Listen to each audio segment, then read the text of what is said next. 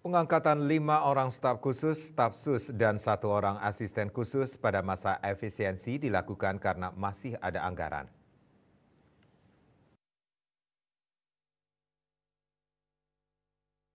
Wakil Menteri Pertahanan Wamenhan Doni Ermawan menjelaskan bahwa berdasarkan anggaran Kementerian Pertahanan Kemenhan, maka pengangkatan staf sus dan asisten khusus masih memenuhi syarat untuk dilakukan. Oleh sebab itu, dia menyampaikan bahwa 5 orang staf sus dan 1 orang asisten khusus masih dapat digaji.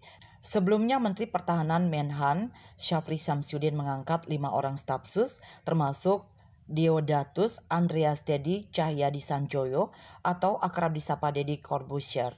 Berdasarkan keterangan foto unggahan akun media sosial Instagram milik Menhan @Syafri Syamsuddin, disebutkan bahwa Dedi dan 5 orang lainnya dilantik menjadi staf sus dan asisten khusus di kantor Kemenhan.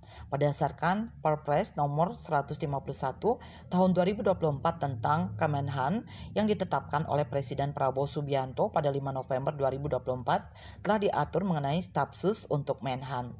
Dalam pasal 51 Perpres nomor 151/2024 diatur bahwa staf sus dapat diangkat paling banyak 5 orang dan memiliki masa bakti paling lama sama dengan masa jabatan menteri yang bersangkutan. Kemudian kebijakan efisiensi anggaran merupakan tindak lanjut dari instruksi Presiden nomor 1 tahun 2025 tentang efisiensi belanja dalam pelaksanaan anggaran pendapatan dan belanja negara APBN serta anggaran pendapatan dan belanja daerah APBD tahun anggaran 2025 KMB Bali Pos.